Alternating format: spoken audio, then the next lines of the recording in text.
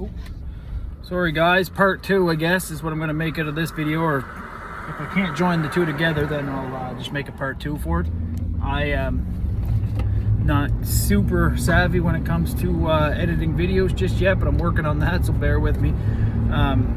Life sometimes throws a wrench into your plans. I had planned on making a full 15-20 minute video, whatever it might have turned into, but go to get gas, go to get lumber, things always seem to take my attention off of things.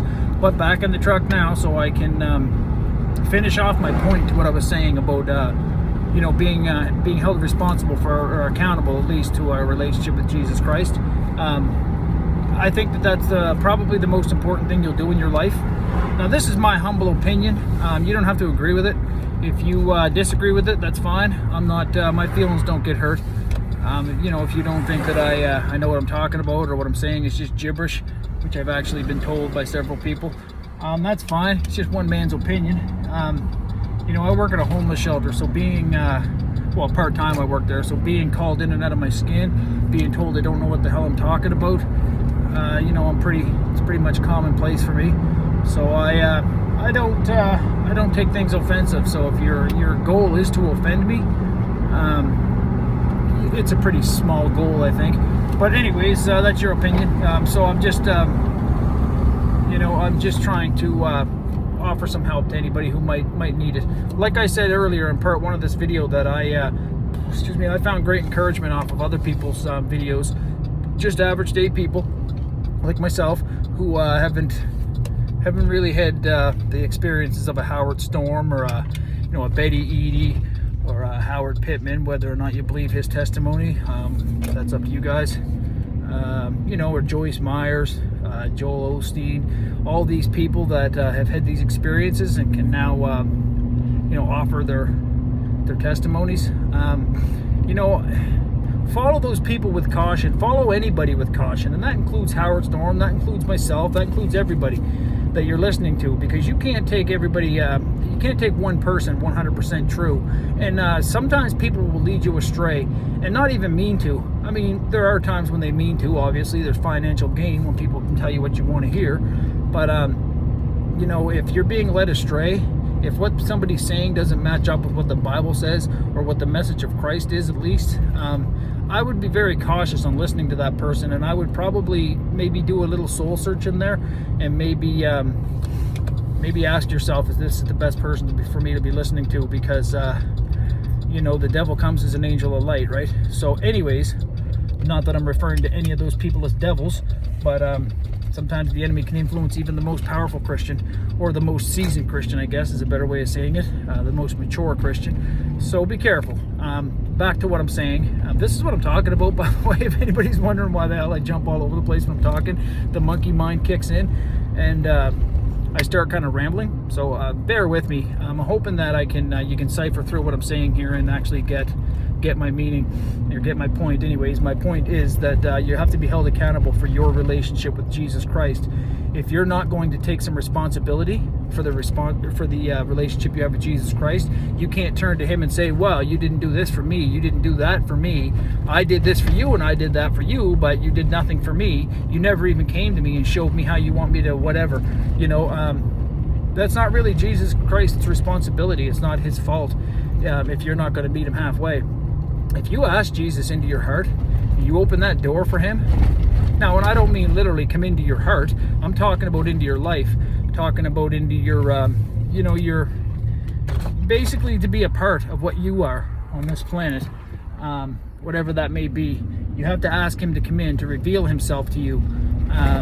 You know, you can read about him, you can talk about him, you can think about him, you can do all those things that involve Jesus Christ, but until you actually meet him, you're only going to be able to have so much understanding and so much faith, you know. And if you you allow your faith to carry you to those depths of understanding, then you will meet Jesus Christ. You don't have to die to meet him. You can meet him. I mean, ultimately you will meet him when you die, but that's why I'm doing these videos, so when you stand in front of him, you can say to yourself, I tried, you know, I did try to meet you, and I wanted you to be a part of my life.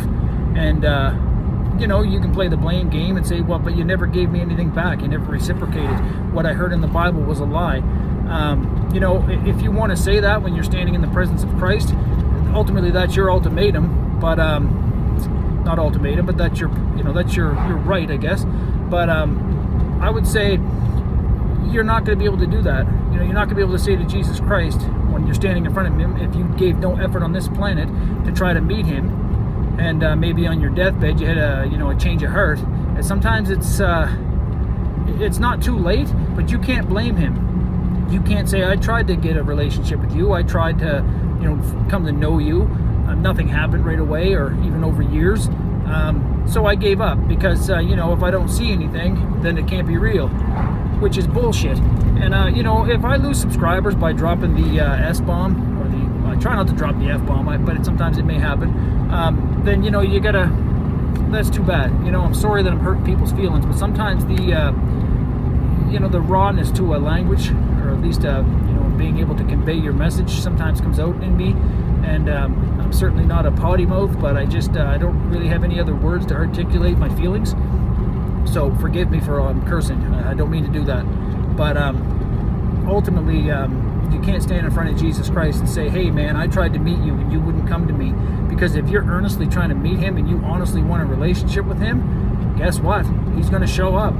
He might not come in the human form. He might not say audibly. He might not... might not even come into a dream for you or a feeling. Who knows? I don't know which way he'll come, but I know that he will come to you. He might use somebody else to get through to you through what he wants to say to you. And you can say that's not fair. How come he does it for other people but not me? I don't know, but it might not be fair in your mind or my mind even. But he's Jesus Christ. He's the creator of all that is and was and never will be. So to question that, question his methods and his ways of doing things, I would basically say don't do that, because I find myself doing it because I get frustrated. Like most people would get frustrated when you're praying, or at least you think you're praying. You think you're trying to have a relationship with Christ, and you think you're doing everything you need to do, but nothing's getting done back. So you get frustrated. You start losing hope. You start losing faith. But you got to think of Job. The book of Job, for example. Think of that man. What he went through. I have 4 children, 2 of my own and 2 stepdaughters, but I classify them as mine. So, if they were to die right now, if I went home and found out they were dead, all of them, and Katie, my soon-to-be, my wife, let's say, my fiance, she was dead right now, and then I found out my mother was dead, and all my money was taken away from me, and all my stability and security in this life was taken away from me. Would I drop down to my knees and say, naked I came into this world, and naked I'll leave? Bless the name of the Lord Jesus Christ, because he's given to me and now he's taken away. I probably wouldn't do that, because my mental state would probably, I probably would have snapped, at that point. So, going back to what Job did, he did that because his faith was real. In a God that, he never saw, he never heard from, he just had faith. Ultimately, through his suffering and through his frustration and his ability to not understand. I'll say it was an ability because I think if you can't understand something, that's an ability. Maybe not a good one, but it's an ability. And he couldn't understand why God was allowing him to, suffer this way.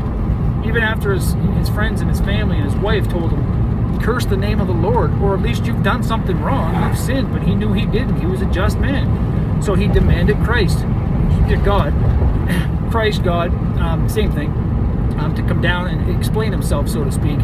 And when God came down to him after, a much suffering, he kind of questioned Job. He's like, where were you at when I created the world? Where were you at when I laid the foundations? You don't really understand why I do what I do. Just have faith that what I'm doing, like Romans 8:28 says, what I'm doing is for your good purpose, So that being said, think of that when you're not getting exactly what you want, because it's tough. Job went through it, so why can't we? Don't blame God if you don't have a relationship with him. Don't blame Jesus Christ because he's not doing exactly what you want, because Jesus Christ doesn't follow your lead, you follow his. And if you are willing to accept that, and you're willing to put your ego aside, and you're willing to put your your pride aside, then you'll see Jesus Christ. Then you'll understand where he's at in this life, and then you'll understand that, hell, he's always been here. It was me blocking that relationship. It wasn't him, because right now he is knocking at my door. He's knocking at your door. If we're not willing to open that door fully for him to step through, he can't step through. If we're only opening it a crack to see who it is, but we still got the chain on the other side of the door so he can't bust in, then that's not a relationship. That's not, at least that's not a desire to have a relationship with Christ. So you have to take accountability for your relationship with Jesus Christ. Now, part of me gets frustrated when I see people blaming Christ for things. I get horrifyingly frustrated with myself when I blame Christ for things. I'm like, well, man, you should have done it this way, or man, why didn't you do this, or what's up with all this, man? I'm working so hard to try to find you, and you've never came to me. You've never done this. You've never done that, which is a complete and utter lie from the enemy, because Jesus Christ did reveal himself to me. When I was a little worldly man, he came to me in a flash. When I say a flash, I don't even know if that's a proper way to explain it, because I don't think there's anything less than a nanosecond on this planet. But if there was, that's the second I had with him, or that's the time I had with Christ. But I'm telling you, just that little pin needle of presence changed my life. I find myself backsliding in many ways. I'm a jokester by nature, and my jokes are very provocative and very disgusting. Let's put it that way. Catch myself doing it all the time, saying dirty things in front of my kids, my co-workers, my wife, which I catch myself doing, and I have remorse for that now. Before I didn't. I used to just think it was funny, and how am I going to say the next big funny punchline, which is very idiotic, and I catch myself doing that. But I am being held responsible for my relationship with Jesus Christ. I'm taking accountability for my wrongs. My wrongs are my fault, not Christ's. So I humbly, I'm open-minded, I think, and I'm able to eat humble pie. Maybe a little more than I should, because some people humble me maybe when they're not really humbling me, they're just criticizing me. But I try to see things from other people's point of view now, as opposed to before. I was very eager to argue and very eager to prove people wrong and, make them feel like shit, where that's not the approach you should take in life. So I'm held responsible for my relationship with Christ. If I don't have a connection with Jesus Christ, and I don't have the relationship I want with him, I have to ask myself, why is that? It's not him. He's not the one walking away from me. He's not the one saying, oh, I had enough of you. You're not really doing exactly what I say, so see ya. That's not Christ. Christ doesn't say to you, I love you so much that if you don't love me back, I'm going to send you to an eternity of conscious torment. Come on. If that's not right from the devil himself, I don't know what is, because that's not Christ. And if it was, then that's not agape love, which it's not Christ. So don't ever listen to that bullshit. Listen to your heart. When Jesus Christ is speaking to you, you listen and you take accountability.